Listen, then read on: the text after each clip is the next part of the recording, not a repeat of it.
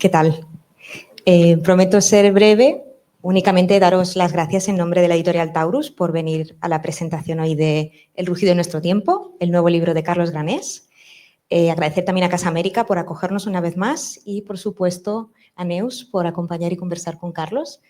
Este es un ensayo, de nuevo muy brevemente, que explora cómo en la era actual, una era dominada por el caos, vivimos pues, en una época en la que el arte y la política se han intercambiado los roles, cómo van naciendo cada vez nuevos artistas que son ideólogos y políticos que son performativos. Y Carlos, en este ensayo, de una manera muy lúcida y muy inteligente, nos explica que tenemos que hacer una reflexión urgente para encontrar una solución a esta circunstancia, para devolver al arte y a la política el lugar que les pertenece, y especialmente en los territorios de habla hispana. No me voy a alargar mucho más para poder empezar la presentación, pero daros las gracias otra vez por venir y os pido, por favor, un fuerte aplauso para Carlos Granés y para Neus.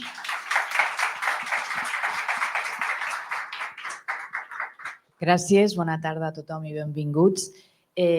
Carlos, para los que estáis aquí, seguro que la mayoría le conocéis perfectamente, es antropólogo, es autor de varios ensayos, desde La revancha de la imaginación, La invención del paraíso, Salvajes de una nueva época. Estos los que yo tengo controlados, pero hay más, seguro que vosotros igual tenéis alguno más. Y este último, El rugido de nuestro tiempo, editados todos los que he comentado por Taurus. Yo lo primero que quería comentar, después de leerlo, es que creo que este es un libro pertinente, un poco como comentaba en la presentación, porque el momento da para escribir, analizar y debatir sobre ello, ¿no? Además, el título, yo soy periodista, con lo cual, además de lectora, me interesan siempre los títulos porque, no sé vosotros, yo soy de las que a veces compro libros por el título sin saber muchas veces si me va a gustar o no. Y este título está muy bien escogido, no sé si es del autor o del editor, porque muchas veces estas cosas se acaban compartiendo en el proceso de escritura, pero es muy bueno. Es decir, es de los títulos que cuando tú estás en la librería y tienes ahí las decenas de libros, ¿no? Cuando te vas, yo creo que es un libro de los que te llaman la atención, de los que te paras, ¿no? Y creo que eso es un primer requisito siempre para que un libro funcione, teniendo en cuenta la cantidad de libros que se publican, ¿no? Yo creo que además, como decía, es pertinente por el tema que trata. Es un tema que está, me atrevería a decir, Carlos, es un tema que está de moda, ¿no? En los debates entre intelectuales o aspirantes a serlo, ¿no? Y también entre políticos y aspirantes a serlo, que a veces se entrecruzan, ¿no? Bueno, es en resumen las famosas batallas culturales. Finalmente, y esto sí que es una percepción o una opinión, bueno, como todas, ¿no? Pero muy, muy personal, en tanto que lectora, lo que más me atrae cuando leo un ensayo es que me obligue a pensar, que sea un libro que me interpele, ¿no?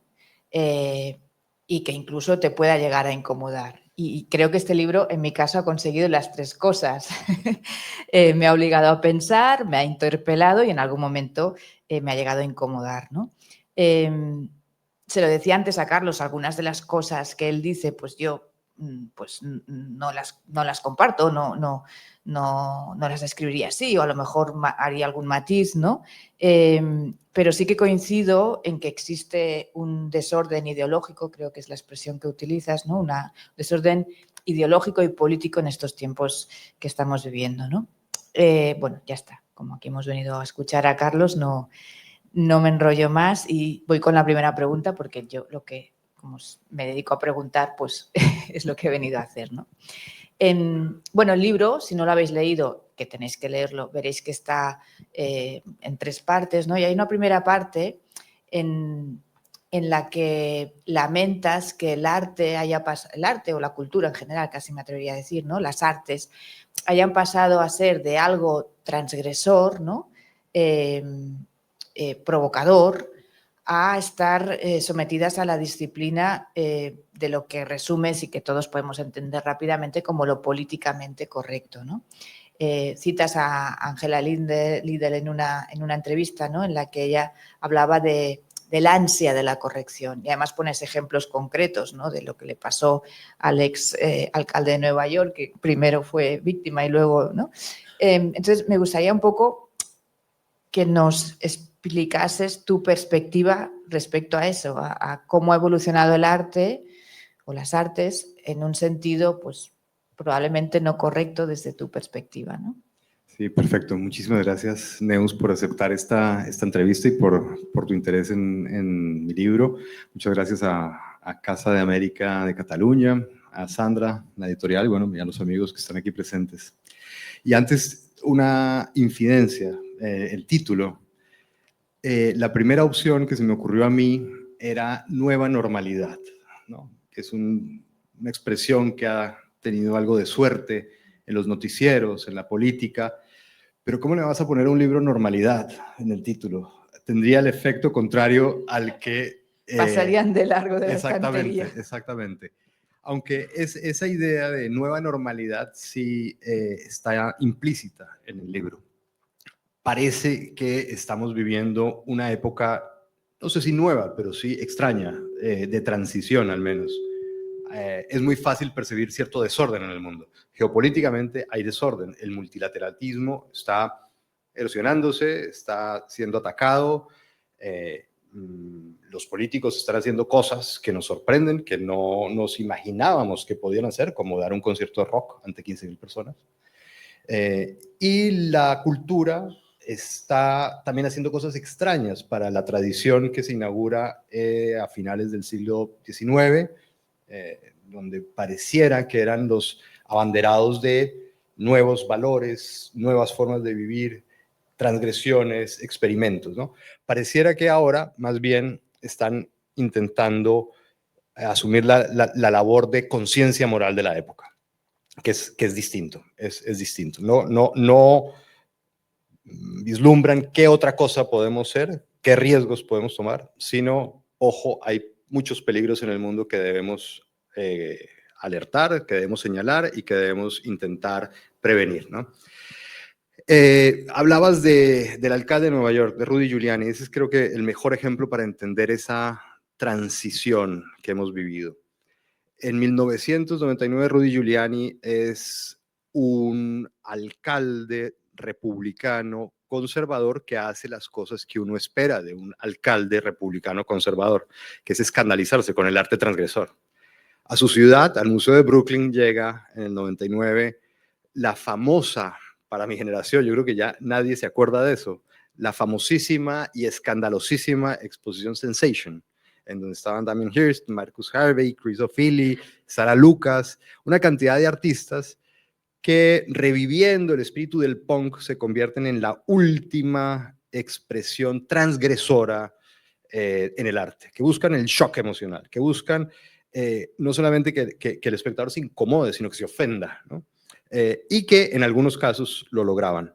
No era absolutamente nuevo lo que estaban haciendo, al revés, ya estaba tan trillada esa estrategia que ellos rápidamente se convirtieron en multimillonarios, porque el mercado ya se había habituado a ese tipo de experimentos, los había asimilado por completo y ya había rasgado la fibra del gusto de los multimillonarios. Entonces, los experimentos transgresores de Hearst sí escandalizaban a Rudy Giuliani, pero se vendían por $10 millones, $12 millones. Entonces, decir que eran contracultura resulta un poco difícil. Pero lo interesante no son los artistas, sino Rudy Giuliani. Eso es lo interesante. Los artistas estaban en lo suyo. Rudy Giuliani estaba en lo suyo. ¿Y qué pasa? ¿Cómo vemos la evolución de Rudy Giuliani años después? Bueno, intenta ser presidente de Estados Unidos por el Partido Republicano, participa en la convención, finalmente tiene que desistir porque no tiene suficientes apoyos. Se retira de la política, abre un despacho y poco después lo contrata Donald Trump como abogado. Donald Trump lo contrata como abogado porque está metido en serios problemas por la supuesta injerencia de Rusia en su campaña. Pero muy rápidamente su caso deriva en el escándalo con Stormy Daniels, es decir, una actriz porno con la que supuestamente Trump había tenido algún tipo de trato y algún tipo de negocios, ¿no? Entonces, de pronto, el puritano que se escandalizaba con Chrysophilia, que era una imagen de la Virgen con caca de elefante y imágenes porno, está defendiendo a un presidente que se ufana de poder agarrar a las mujeres por donde quiera, que está acusado de ofensas sexuales, que además sale muy ufano, muy incluso vanguardista, a decir que podría disparar al azar en la Quinta Avenida y no perdería ningún voto, y que además tiene un escándalo sexual con una actriz porno. Y parece entregarse a este personaje.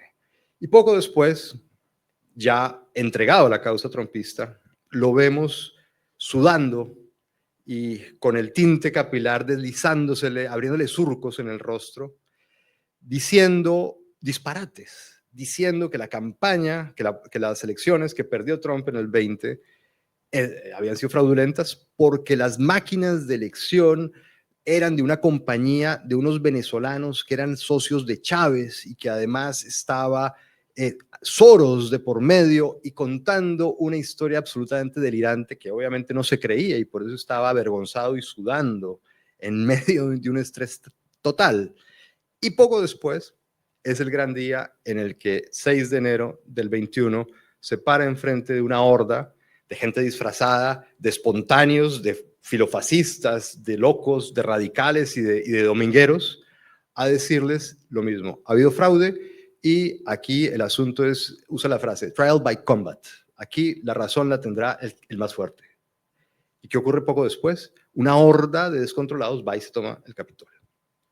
Tenemos ahí un arco, una transformación tremenda. El que se escandalizaba con obras de arte chocantes y, digamos, audaces, de pronto se convierte en una persona antiinstitucional que defiende a un político mucho más transgresor que cualquiera de los de Sensation y que además incita a las hordas a tomarse el Capitolio. Algo ha pasado ahí, algo ha pasado. De pronto, el conservadurismo ha tenido una mutación antiinstitucional, sublevatoria, transgresora, radical y hasta revolucionaria. Siguiendo con el tema del arte, tú dices que hay artistas que piensan que tienen una misión en la sociedad, ¿no? Y yo leyéndolo, yo pensaba, no debería ser incompatible un arte transgresor, pues algunas de las obras que hay en Arco. Aquí había un museo del arte prohibido que lo han cerrado, no sé si por falta de público o porque no sé qué pasó, pero había con muchas de las obras censuradas en otros espacios, ¿no? Pero no debería ser incompatible que exista y que debe existir ese arte, por supuesto, con que haya artistas que utilicen sus obras de teatro o es igual, o esculturas, lo que sea, pues para denunciar el Me Too o el racismo o otras causas que pueden ser interpretadas como una misión que no corresponde al arte, ¿no? Quiero decir que tampoco antes todos los artistas eran irresponsables, utilizando una expresión que usas tú en el libro, ¿no? Porque utilizas la expresión irresponsables como elogio, que creo que lo es, pero no necesariamente todo el arte tiene que ser transgresor. Puede haber un arte que decida sumarse a esas causas más, no sé si ideológicas o buenistas o como les quieras llamar. Sí, digamos, históricamente en las vanguardias siempre el artista se vio de alguna forma como un nuevo profeta, ¿no? Hugo Boll, el creador del Cabaret Voltaire, lo decía, somos los sacerdotes de una nueva época. Es decir, íbamos a cambiar los valores, íbamos a inventar una nueva forma, un hombre nuevo, es decir, se hablaba en esos términos, inventar un hombre nuevo, una sociedad nueva. La diferencia era esta, que ellos iban por delante de la época, eran por eso vanguardia. Lo que estamos viendo ahora es más bien que los artistas se están adhiriendo a causas que ya están ahí, ¿no? En el ambiente están, por ejemplo, el problema ecológico, ¿no? Está el problema del Me Too, está el problema del antirracismo, con Black Lives Matter eso se pone arde, con el Me Too empieza a arder el feminismo, con el discurso decolonial empieza a arder el tema decolonial. Parecería que ahora, y no por los artistas en realidad, más bien por el entorno institucional que premia, que abre las puertas o las cierra, parecería que deben de alguna manera plegarse a esas causas, a esos elementos que ya están ahí, en las noticias incluso, para finalmente figurar, ¿no? No es un problema del artista, ¿no? El artista es libre, pero en el sistema de recompensas el gremio cultural está empezando a premiar ese tipo de compromisos. Es decir, parecería que institucionalmente se asume que en esta época de desorden, en donde las conquistas del 68, las conquistas liberales, las conquistas del estado de bienestar, el planeta el mismo está en duda, ¿no? Su viabilidad, parecería que entonces el artista tiene que ser el que alerta, preserva y conserva, ¿no? Conserva eso. Y ese es un cambio, ese es el cambio que yo quiero señalar. Antes era el que sí, era un moralista, pero decía la moral del futuro, el hombre nuevo, cómo ha de vivir y cómo ha de vivir, sobre todo con más libertad, ¿no? Ahora es más bien distinto, ¿no? Es cuidado con lo que haces porque se acaba el planeta. Sabes que hay la tesis que los que protagonizaron el mayo del 68 luego acabaron siendo abogados y gente, en fin, que debajo de los adoquines tampoco había tanta revolución, ¿no? Apostando en la bolsa, como el famoso de los hippies. Sí, por eso. Luego si repasas un poco qué fue de su evolución, tú hablas también del progresismo woke, ¿no? Queda claro que no te gusta mucho, ¿no?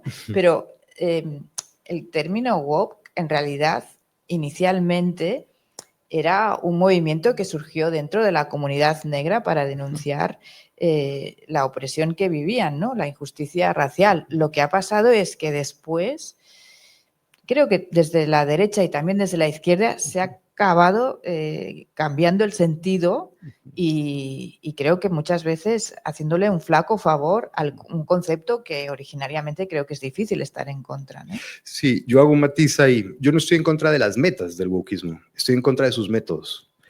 Sí.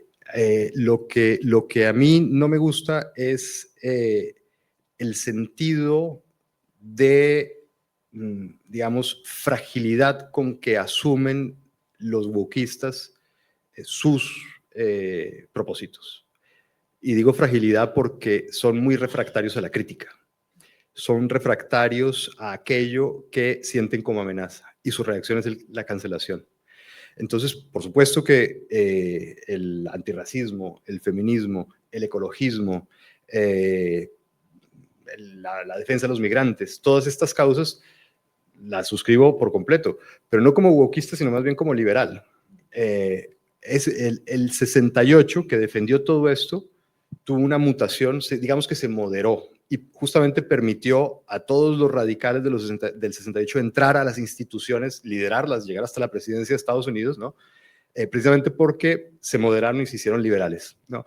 Entonces todas estas conquistas, todas estas reivindicaciones 68istas llegaron al poder, se convirtieron en un nuevo status quo.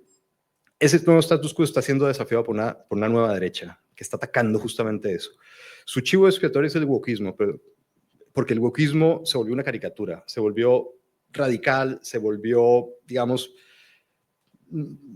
exagerado en sus demandas. Sí, pero hay una parte de eso, pero luego cuando la extrema derecha esta que se ha vuelto antisistema o que se reivindica y funciona como antisistema y electoralmente le funciona, claro. Dice, no, pero es que se consideran moralmente superiores. Bueno, es que una persona antirracista es moralmente superior a una racista, ¿no? Lo que pasa es que a partir de ahí la cosa ha ido derivando en otras, ¿no? Pues las universidades, las cancelaciones, que cancelaciones hay a los dos lados, que no debería haber solo en uno, no debería haber en ninguno. Corrección política y corrección patriótica. Sí. Son las dos correcciones que digamos que se blindan y persiguen a quien ataca su identidad. Finalmente son movimientos identitarios y ese es otro elemento que suele no comulgo con ese identitarismo. Dividir o fragmentar la sociedad en identidades, cada cual con una imagen de sí mismos que no puede ser cuestionada y no puede ser interpelada por nadie porque se vive como amenaza. Por eso hay palabras que no se pueden decir porque, en teoría, independientemente del contexto donde se digan, como cuando un argentino dice, el futbolista argentino que saludó, gracias negrito, es una agresión, ¿no? Porque una identidad se siente ofendida solamente con la existencia de esa palabra. Eso me parece una radicalización innecesaria que fragmenta el espacio público, lo convierte en islotes que no se pueden interpelar, que no se pueden criticar y que precisamente por eso tampoco pueden convivir. No puede haber convivencia si no hay fricción, si no hay roce, si no hay conflicto, si no hay maneras de afrontar y vivir en el conflicto. Entonces, eso me parece supremamente nocivo para una sociedad, por supuesto. Y una universidad ni hablar. Pero una universidad se tiene que confrontar, se tiene que debatir, se tiene que tener algo de callo para soportar las críticas del otro. Y eso es lo que el wokismo ha intentado negar, de una forma un tanto artificial, porque es imposible. La vida humana es fricción y es conflicto, porque es plural. Es decir, no es una cuestión ideológica, es plural. Entonces, tratar de protegernos del pluralismo creo que le ha hecho mal a las nuevas generaciones, le ha hecho mal a la cultura y ha estimulado esas críticas que vienen de la nueva derecha, que aprovechan esas falencias del wokismo, no para atacar el wokismo, están atacando el liberalismo, están atacando la democracia liberal, están atacando ciertas instituciones de la democracia liberal que hicieron de Occidente lo que es. Sobre todo el cosmopolitismo, la mezcla, las migraciones, la crítica a la tradición, la crítica al nacionalismo. Eso es el blanco de esta nueva derecha. El wokismo es simplemente el espantajo con el que muchas más personas se pueden identificar. Entonces es una estrategia muy hábil, supremamente hábil. Trump habla de la tiranía woke, ¿no? Claro, exactamente. Y sí, es que el gran problema de lo woke ha sido eso, que se ha convertido en una caricatura que permite ataques que distraen. Es decir, claro, están atacando a estos loquitos que, digamos, hacen payasadas wokistas y que, sí, se sienten moralmente superiores y que nos sermonean y nos dicen cómo debemos vivir. Pero no, si fuera solo eso no habría problema. Están atacando otra cosa, están atacando el legado liberal del 68. No forma parte del libro, pero creo que sí que es el rugido de nuestro tiempo, el papel de las universidades y creo que yo que doy clases también en la universidad y hay alumnos fantásticos y otros que no, como en tu época y en la mía y en la de los que hayan pasado por la universidad, pero hay un punto de infantilización y de hurtar el debate. No se enseña a debatir ni en las facultades de ciencias ni en las de letras, ¿no? Que era donde debatíamos siempre. Y eso sí que es una cosa que pasó en las universidades de Estados Unidos inicialmente, pero ya ha llegado, es algo transversal. Totalmente. El ejemplo más dramático es Harvard, que quedó de último. Harvard, de último, en el informe de FIRE, esa es la sigla, que mide la libertad de expresión en las universidades. Quedó de última. Gravísimo. Y después Trump ataca a Harvard, ¿no? Porque se convierte en lugar de activismo anti-Israel o anti-guerra de Israel. Entonces sufre un ataque brutal por parte de la izquierda woke que la hace descender en el nivel de libertad de expresión. Harvard, no hay libertad de expresión. Un conferencista que no les guste a los estudiantes no puede ir allá a hablar, no podía.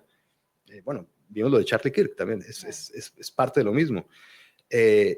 Y de pronto viene la derecha a atacar a Harvard por ser un centro cosmopolita, por ser un centro que reúne gente de todo el mundo, que es un melting pot interesante, interesantísimo. Digamos, es la gran virtud de Harvard, que llega talento de todo el mundo.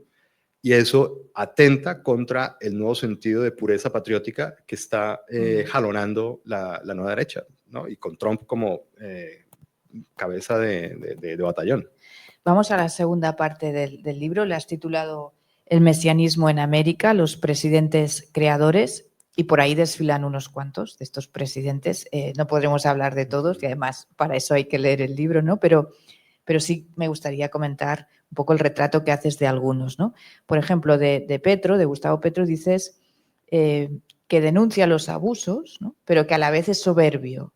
Y me ha parecido interesante la comparación que haces con Aureliano Buendía, ¿no? Con el En realidad no la hago yo, la hace él. Sí, Él dice que es el último Aureliano. De 100 años de lo cual soledad, denota que ¿no? no ha entendido 100 años de soledad. Sí, pues mira que no será porque no se haya promocionado el libro. No, un poco porque desde aquí tenemos una imagen, creo que más positiva que la que tú nos describes de Petro. No entiendo cómo, la verdad. Bueno, es probable que nos falte información, no digo Sí. que no. No, Petro es, digamos, un redentor que tiene una visión histórica de Colombia, quizás de toda América Latina, muy particular. Él dice, como buen bolivariano, sí, Bolívar echó a los españoles, ¿no? Pero no liberó a América Latina. La emancipación americana aún está pendiente. ¿Por qué? Porque los descendientes de los españoles, llámense como se llamen, oligarquías, élites, AMLO les dice fifís, gachupines, etcétera, se incrustaron en determinadas instituciones. Petro tiene fijación con el Congreso, ¿no? Aparte, obviamente, del sector económico, pero el Congreso. El Congreso para él es un sector que no representa, que no tiene capacidad representativa porque siempre ha estado en manos de una oligarquía. Eso es falso y él lo sabe porque él mismo combatió el paramilitarismo que se infiltró en el Congreso. Luego, no ha estado en manos de una oligarquía todo el tiempo, pero como imagen funciona, como imagen ideológica funciona, o como imagen en una batalla cultural funciona. ¿Qué es lo que cree entonces? Que el Ejecutivo es la única rama del poder verdaderamente representativa. Luego es el Ejecutivo el que debe tomar todas las decisiones y no debe tener ningún tipo de freno legislativo. Ni legislativo ni judicial. Ni judicial. Él no ha peleado contra los jueces. Pero más contra el legislativo. Pero más contra el legislativo, aunque Javier Vendrell, un conocido de Barcelona, el de Tsunami Democratic, se convirtió en asesor de Petro. Y él, de él y de su mujer, si de no él y de tengo su mal mujer, entendido. claro, fue la mujer tenía, no sé, afección por los catalanes independentistas. Y trabajó con él e intentó hacerlo del Tsunami Democratic rodeando la Corte Suprema de Justicia. Es decir, por Twitter, por X, por redes sociales, convocó a una masa para que presionara a los jueces mientras estaban eligiendo al fiscal, si no recuerdo mal. Entonces, por supuesto, es un poder ejecutivo en riña permanente con las otras ramas del poder, con la arquitectura institucional de las democracias liberales. Por eso no son democracias liberales, son democracias nacional populares, en donde el presidente representa al pueblo, las otras no. Las otras no pueden ser un obstáculo para la visión del líder. Y por eso hablo de presidentes creadores, porque son presidentes que tienen una visión entera del país, que por supuesto no concibe nada previo a lo que ellos, a su advenimiento como válido. Por el contrario, ha sido obra de oligarcas que simplemente han esclavizado y arrodillado al pueblo. Entonces, entre el adanismo, el redentorismo y la refundación de la patria, crean una crisis institucional muy complicada, que los primeros damnificados son ellos mismos, porque hay un bloqueo institucional brutal, hay una tensión social brutal, hay una polarización brutal que hace que justamente cualquier proyecto político se estanque, no avanza, se disparan en el pie. Una vez se disparan en el pie, ¿qué hacen? Símbolos, retórica, causas imposibles, ¿no? Como dijo Petro en la ONU hace poco, convocar a los pueblos del mundo para que hagan un ejército y vayan a liberar a Gaza. Bueno, eso es una fantasía absurda. Desde Colombia eso es absurdo. Quedas bien, armas lío, armas tráfico en las redes, alguien te puede identificar como un líder mundial, que es la aspiración finalmente de Petro. Ha sido un pésimo presidente, pero quiere ser líder mundial, que es símbolo, retórica, no se come con eso, no se mejoran los hospitales, no se mejoran las escuelas, no se mejora el transporte, no hay nada, es puro símbolo, pura retórica, pura batalla cultural. Boric tampoco sale muy bien parado en el, No, en el sí, libro. sí, yo creo que... Bueno, por comparación igual un por poco comparación mejor. creo Sí. que lo trato muy bien. Sí, mejor, sí. Me ha sorprendido que hables de la estabilidad política y del dinamismo de la economía chilena antes de su llegada, pero sin subrayar que detrás del llamado milagro chileno se escondía una desigualdad que asustaba y que asusta, porque no es algo de ahora, es algo que se arrastra desde hace décadas, lo sabes tú mejor que yo, pero buscando además los datos, Chile figura entre los países más desiguales dentro de la OCDE. El 1% más rico concentra alrededor del 50% de la riqueza natural. Entonces, es verdad que Chile se había vendido como el país más ordenado, con mayor proyección económica, pero claro, una vez allí veías unas desigualdades brutales y que esto, en fin, Boric no sé si podrá hacer mucho o poco, que a lo mejor es muy poco, pero antes tampoco se hizo mucho. No, sí, sí se hizo. Totalmente cierto, es muy desigual, pero a la clase media se incorporó una cantidad de gente. Digamos, sí, hubo élites que se enriquecieron de forma desmedida, pero paralelamente sí hubo una cantidad de gente que se incorporó a la clase media. Es decir, por primera vez pasó lo mismo que acá en los 80. Por primera vez los hijos de familias no universitarias entran a la universidad. Por primera vez tienen acceso al consumo, por primera vez tienen acceso al crédito. Como en muchos otros países de América Latina, el tráfico empeora porque tienen acceso a los coches. Es decir, sí hubo una evolución económica de Chile, que claro, causó nuevos malestares, causó una infinidad de nuevos malestares a los que la generación de Boric fue sensible y supo leer y diagnosticar y convertir en causa política.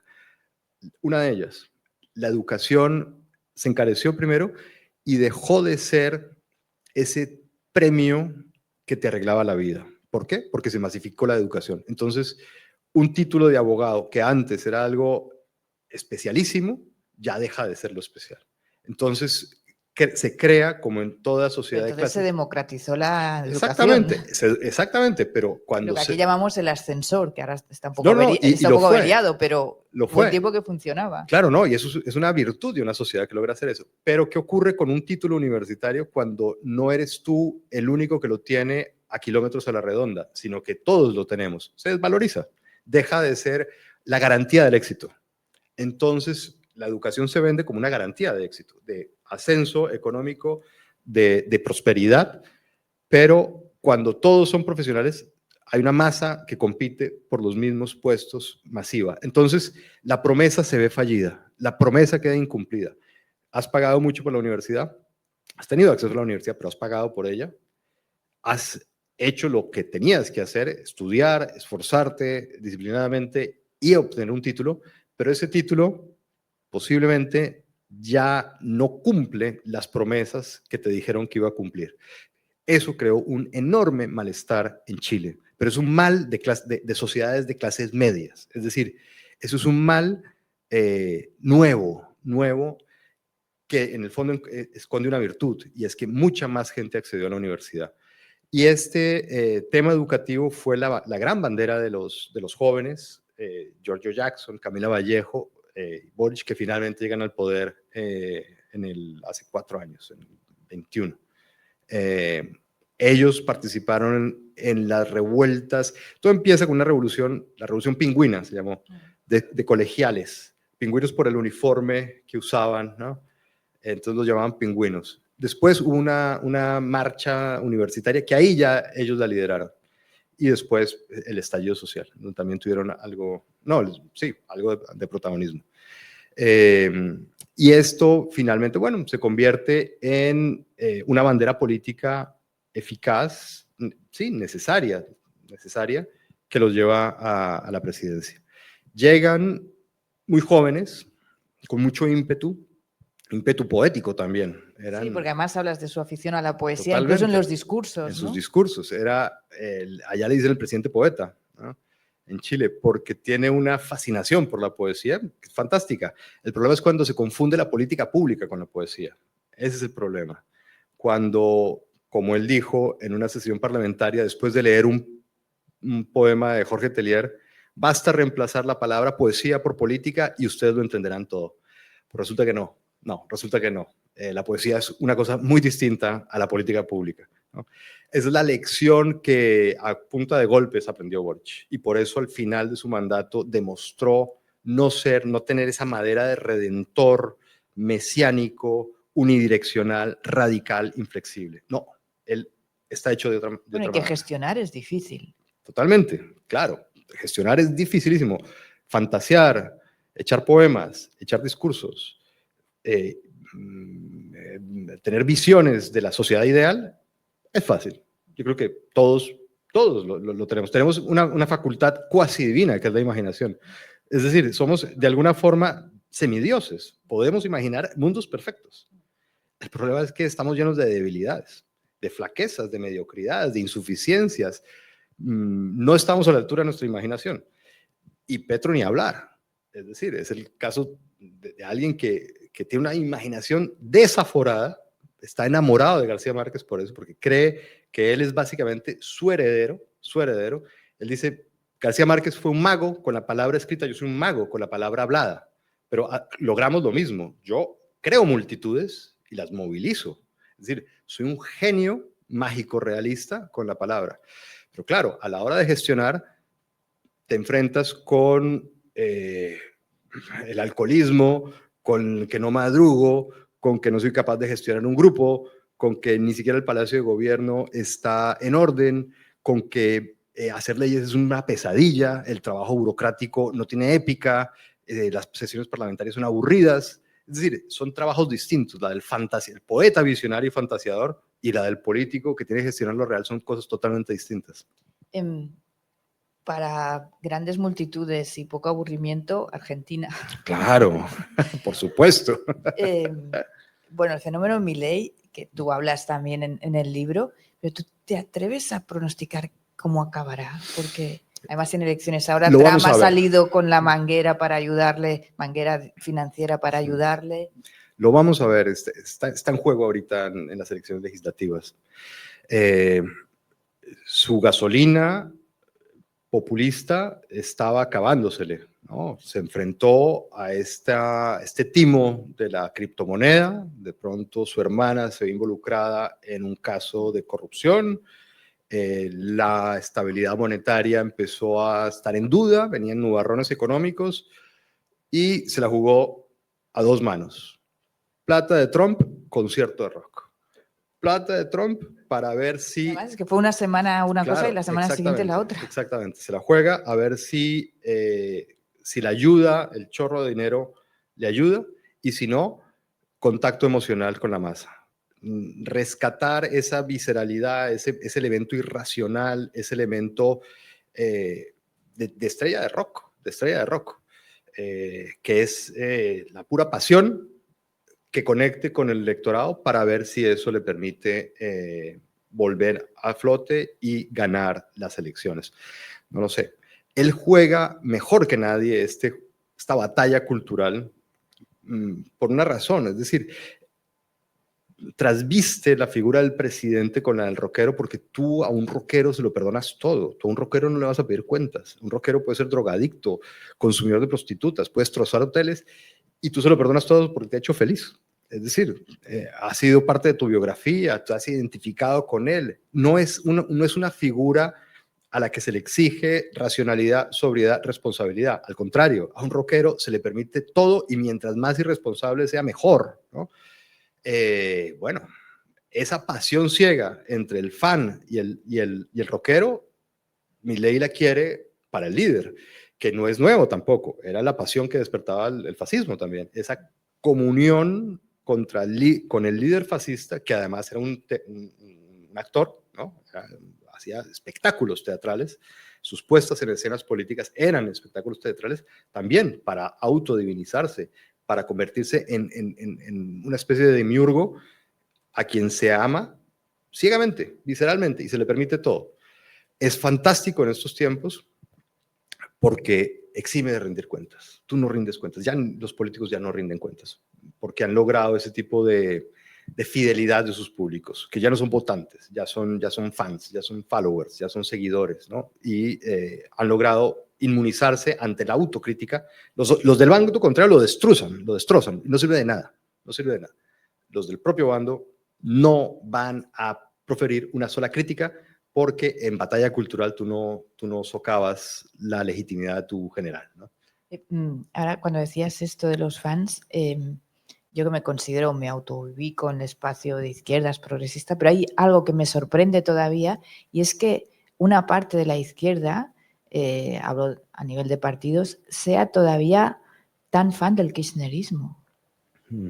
Con todo lo que hemos sabido que hicieron los Kirchner, y aún así, más allá de ese proceso judicial contra Cristina, es correcto, ¿no? No me falta información o no, pero sí sabemos cómo funcionaba también el dinero en esa familia, y aún así vemos políticos de aquí que van allí, se hacen la foto con ella, y es algo que sorprende que todavía ella cree esta fascinación entre una parte de la izquierda española, pero no solo la española, porque a nivel europeo es en más partidos, ¿no? Sí, es el hechizo del peronismo, el hechizo que logró crear el peronismo en Argentina, que peronizó a la sociedad, con estrategias muy claras. Perón peronizó la Constitución. Entonces el lema del Partido Justicialista es el lema que encabeza la Constitución. Perón intervino el calendario. Entonces no solamente hay santos, fiestas religiosas, sino fiestas peronistas en el calendario. Perón construyó un parque infantil en donde los colegios donde jugaban los niños se llama Colegio General Perón, estación de tren 17 de octubre, que es fiesta peronista, clínica Evita Duarte. Si tú querías jugar fútbol en Argentina, pues tenías que entrar a una organización civil peronista. Tú no respirabas aire, respirabas peronismo. Y esto evidentemente acaba finalmente entrándote sí o sí. Y el peronismo además hizo algo pionero, hoy en día lo estamos viendo, pero fue el primero que empezó como un movimiento de derecha dura, filofascista, de engrandecimiento nacional, es decir, un nacionalismo a lo vieja usanza, un nacionalismo que cree que el deber del líder es que su patria crezca y que la gente se sienta orgullosa de su patria y que se sienta feliz de ser argentino y demás. Y de pronto en los 50 muta a un nacionalismo oprimido que debe emanciparse. Entonces tenemos peronistas de ultraderecha, de derecha, de centro, de izquierda, de ultraizquierda, y mi hipótesis es que Milei es peronista también. Es decir, Milei no es antiperonista. Milei está enamorado de Carlos Saúl Menem. Todos sus funcionarios vienen del menemismo, usa las patillas de Menem, tiene la misma retórica económica que Menem, y Menem, bueno, también era un histrión. Su hermana se parece un poco a la mujer de Menem. Bueno. No, pero quiere decir que... Sí, un estilo similar. Quiere decir que Cecilia, es verdad, Cecilia, sí. No, la chilena era Miss Universo. No, la otra. Ah, la otra. Bueno, porque la hermana Karina Milei debe ser muy inteligente, pero no está... Tiene un ascendente espectacular sobre él. Acabamos la parte tercera, os he dicho que había 3 partes, se titula La soledad del mundo hispano, y leo un párrafo que creo que ayuda un poco a entender esta frase de la soledad, ¿no? Tú escribes, Leo, la soledad americana ha derivado desde entonces en eso mismo, en la negación de la democracia liberal y del individuo moderno, por un lado, y la defensa de caudillismos autoritarios o populismos nacionalistas por el otro, que es esto que estabas describiendo. Mi pregunta es, ¿no hay ninguna excepción? Sí, sí las hay, pero desde 1812, Bolívar, se funda la República Venezolana en 1811, en 1812 los ejércitos realistas vuelven a tomar el poder. Y Bolívar le echa la culpa a la Constitución de 1811. Dice, esta Constitución está calcada de Estados Unidos, es una Constitución que promete libertades que nosotros no sabemos usar, crea instituciones que son refractarias a la historia latinoamericana, digamos, no es adaptable. Y ahí empieza una gran polémica en América Latina, que es, podemos incorporar instituciones, códigos morales, leyes creados o inventados en Europa y en Estados Unidos y apropiárnoslos, o tenemos que forjar sistemas de gobierno autóctonos que partan sin ningún tipo de contagio de las tradiciones, en esa época se hablaba de razas, de las inclinaciones raciales, de las etnias, de las particularidades del medio, ¿no? Y a veces ganan unas, a veces ganan otras, pero cuando ganan las teorías raigales americanistas, sin excepción, tenemos un dictador, sin excepción.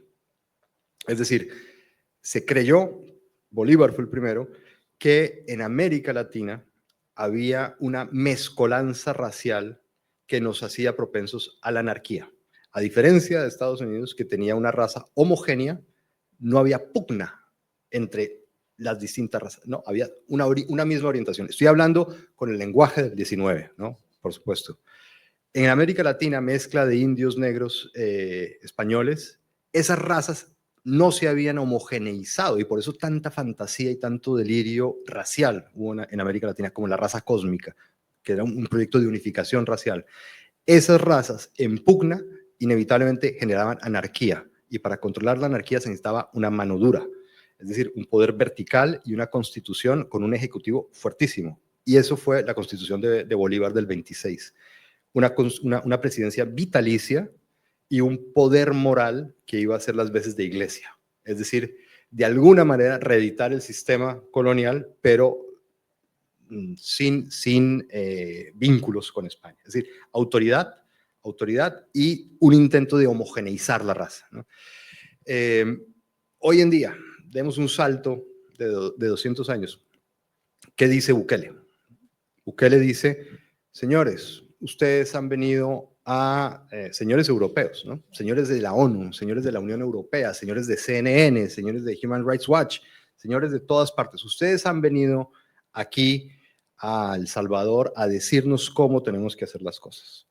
Y ustedes en realidad lo que son es unos charlatanes que tienen medicinas que no funcionan aquí.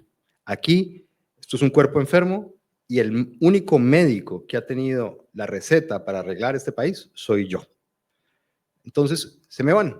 No les vamos a parar bolas. No me vengan con derechos humanos, no me vengan con democracia, no me vengan con Estado de Derecho. Él dice, voy a hacer otra cosa distinta a la democracia. Claro, totalmente. Sabes que tiene muchísimos fans entre jóvenes de aquí, Bukele, por la manera de expresar, de mover también. Es muy hábil en redes sí, sociales, sí. Estéticamente tiene lo que alguna vez en un artículo llamé una estética de la crueldad muy, muy, muy definida. Es decir, sus videos son sumamente crueles y eso está interpelando a muchísima gente.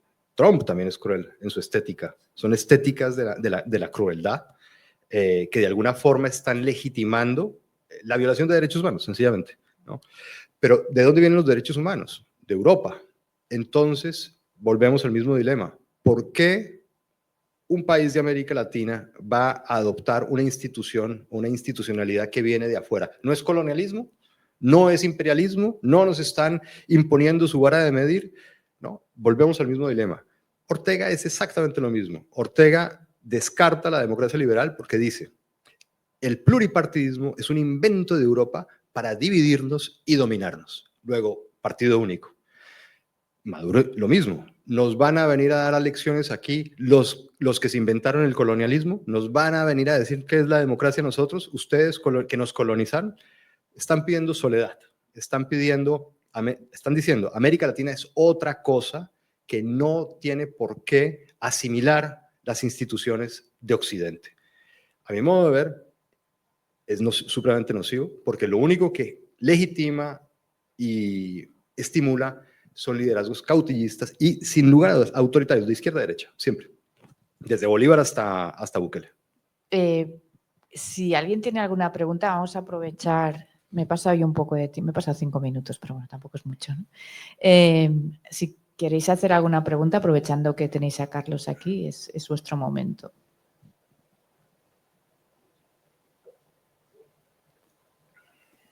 Y si no, le hago yo una más, ¿eh? Sí, le hago yo una más. Muy bien. Bueno, aparece en varios momentos del libro Pedro Sánchez. Te cae muy mal Pedro Sánchez. Sí, me cae muy mal, la verdad. Tampoco lo disimulas, ¿eh? O sea, No, para nada, para nada. Por una razón clara, y es que soy latinoamericano y desde que llegué aquí he visto cómo la política española se ha llenado de vicios latinoamericanos, poco a poco. Y Pedro Sánchez no era, digamos, un presidente con un perfil latinoamericano, más bien parecía europeísta, cosmopolita, y de pronto, poco a poco, hemos visto cómo empieza, bueno, plagió su tesis, empezando, plagia la tesis, y sigue. Y después empieza a poner a sus manos derecha a controlar instituciones, empieza a dominar la televisión pública. Hay un bueno, caso. debo decir que en eso lo han hecho todos. Sí. Está mal, pero lo han hecho todos. Sí. Bueno, de hecho, algunos incluso más, pero bueno. Sí, bueno. Quiero decir, las públicas, cuando hablamos de públicas, hablamos de televisión española, pero hablamos de las televisiones, de las comunidades, quiero decir que, en fin, a la que pueden, pues lo hacen. Sí. O les dejamos, en fin, eso sería otro debate. En fin, y de pronto hace lo que para mí ya es un síntoma de contagio populista, claro, que es que se va. Es su espantada, su performance. Es claramente una performance con un toque infantil a lo Huckleberry Finn y Tom Sawyer, que hacen exactamente lo mismo. Fingen su propia muerte para ver quién los llora, para ver quién los quiere, para ver quién es fiel. Él fingió su propia muerte política para ver quién lo lloraba, para que es decir, como muestra lealtad, para ver quién se rasgaba las vestiduras. Trump usa otra estrategia. Dice una mentira y espera a ver quién le compra la mentira para ver quién es leal. Sánchez usó esto, su propia muerte. Y después se justifica en términos victimistas. Y el victimismo es otro rasgo típicamente latinoamericano. No soy yo, son mis enemigos. Yo lo hago todo bien, no ha sido mi culpa.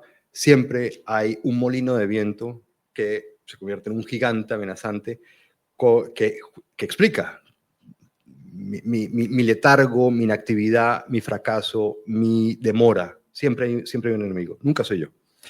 No me pidan cuentas, por supuesto. No me pidan cuentas, no me pidan autocrítica, porque, insisto, no ha sido mi problema. Siempre hay un fantasma que explica todo. Es uno de los grandes problemas de América Latina, una de las razones por las cuales no se asumen responsabilidades de los errores y no se corrigen. Y ver esa lógica instalándose en España, bueno, no solo en España, en el mundo entero. Es decir, en el mundo entero. No es Pedro Sánchez, es toda una generación de líderes que están actualmente en el poder. Es difícil ya, en estas alturas, encontrar líderes sobrios, responsables, racionales, autocríticos, que renuncien, pues ya ni te digo, ¿no? Está complicado. Entonces, es casi que esto daría para un libro de por qué quién entra en la política y quién progresa y quién no da el paso porque sabe lo que... Y va peor, porque a eso me refería yo con nueva normalidad. Esto está para quedarse porque funciona. Digamos que el populismo no es de derechas ni de izquierdas, es una estrategia eficaz para pasar del anonimato a las instituciones en muy poco tiempo y para acumular poder. Y es eficaz, funciona, y por eso en América Latina lo sabíamos, aquí no, aquí ya se dieron cuenta que eso funciona. Destroza la convivencia, destroza las instituciones, socava el rendimiento, bueno, a veces sí, a veces no, el rendimiento económico es muy nocivo, sobre todo para la cultura política, pero es eficaz. Y los políticos pues, su negocio es el poder, y si encuentran la llave que abre las puertas del poder, es difícil que no la usen, y sobre todo si ya se abrió la veda, ¿no? Y todos lo hacen, y todos lo pueden hacer. Pues muchas gracias, Carlos. Os recomiendo leerlo, comprarlo, porque creo que se puede comprar ahí. Y si alguien quiere que Carlos le firme el libro, pues... había una pregunta, perdón. Pensaba que no, por eso no... Perdón. Sí, solo quería hacer una pregunta, ya que estamos hablando de eso, de Petro y Trump. y ahora hay un encontronazo, ¿no? Muy grande. Era como a ver si nos puedes dar alguna clave o para entender qué es lo que está pasando allí, porque no tengo el contexto como para entenderlo bien. Petro está de salida, digamos, a Petro le quedan 8 o 9 meses. Su balance, diría yo que es agridulce. No puede ya hacer nada en el plano nacional.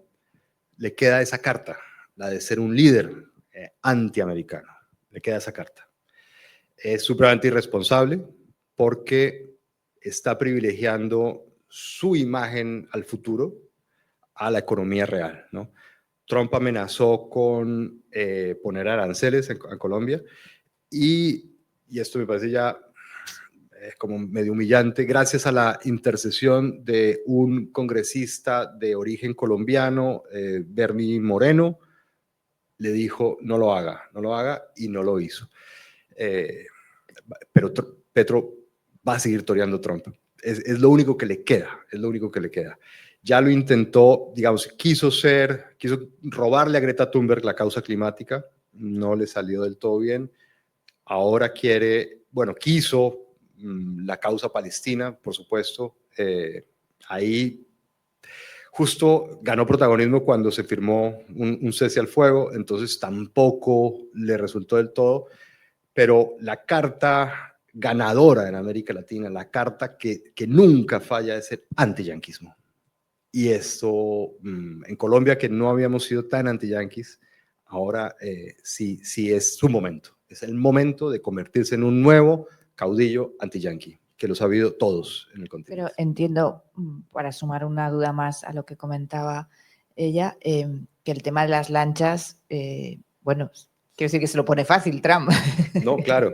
Sí, por supuesto que... En esto al menos. Sí, sí, no se sabe aún si esa lancha que Petro dice que estaba en aguas Había colombianas. Un pescador, ¿no? Sí, pero digamos que Petro está dando por ciertas unas informaciones aún vagas, ¿no? Bueno, y Trump da por hecho unas informaciones que tampoco están comprobadas. No, Está diciendo que es un narcotraficante, o sea, nadie sabe que es un disparate también. Lanchas, no, por supuesto que estamos ante dos personas curiosamente parecidas, porque Trump es absolutamente anti-latinoamericano, nos desprecia, digamos, nos considera bad hombres como mínimo, ¿no? Violadores y demás. Entonces, definitivamente que no es el referente de democracia liberal que querríamos tener al norte. No, por supuesto que no. Él también está convencido de que es un emancipador. A su llegada al día de la presidencia la llamó Liberation Day, ¿no? Y justamente acabó a lo Milei con una cantidad de agencias del Estado porque estaba convencido, o al menos eso dijo, que se habían convertido en foco de gente woke que estaban ahí justamente para socavar las instituciones que sostienen la nacionalidad, la familia, el nacionalismo, y que eran casi que alimañas, que había que deshacerse de ellas, ¿no? También estaba liberando a los Estados Unidos de esos agentes cancerígenos o antipatrióticos, ¿no? Entonces, de alguna manera no están tan lejos mentalmente, ¿no? A nivel político funcionan más o menos con códigos semejantes. De pronto Trump usa más la fórmula amigo-enemigo y Petro opresor-oprimido, pero es lo mismo, planteas que el campo político es una división entre dos bandos y que gane el más fuerte. Simplemente comentar algo, quizá quisieras abundar en un aspecto que es el elefante inmenso en la habitación, que es la confluencia de actores no estatales del crimen organizado y la confluencia de los gobiernos, al punto, digamos, que Cuba o Venezuela o México se han convertido ya de facto en narcoestados. No sé si quieras abundar en ello. Sí, de eso sé poco, en realidad. No es exactamente el tema en el que me especializo. Pero bueno, es uno de los grandes problemas de América Latina. México ni hablar, ¿no? México ahora Trump, por lo visto, ya no está contento solamente con los capos que Sheinbaum le ha enviado, sino que quiere los políticos, ¿no? Entonces, se va a poner extraña la situación y sobre todo por esa nombramiento, ¿no? Ese etiquetado de los cárteles como grupos terroristas, ¿no? Que autorizaría a acciones militares, ¿no? Entonces, es un elemento que se suma a este extrañamiento, ¿no? Recordemos que en su posesión, en la segunda posesión, estaban Obama, Clinton, Biden y Bush, a quienes trató con desprecio, y sin embargo, al único presidente que nombró, y lo nombró para encomiarlo, fue a William McKinley, que fue el que detonó la guerra de 1898, que supuso el cambio o la anticipación a un mundo multipolar, un gran poder que hace uso de su fuerza, su poder de influencia en su zona de influencia y punto, ¿no? Es la idea que tiene Trump en la cabeza y con la que llegó, y por eso los groenlandeses estaban nerviosos, los canadienses estaban incómodos, los mexicanos ni hablar, y bueno, los venezolanos obviamente, ¿no? Están cambiando las reglas de juego. Cualquier pretexto es válido, el narcotráfico es una de ellas, y bueno, veremos cuáles son las consecuencias de eso, pero es verdad que estamos ante un líder impredecible, con mucho poder, que no se rige por los protocolos y por las diplomacias que solíamos conocer. Entonces, prácticamente el escenario está un poco abierto. En 5 años vendrá la continuación de esto y veremos en qué va. ¿Estamos? Pues muchas gracias y pues eso, os firmará el libro si queréis. Gracias.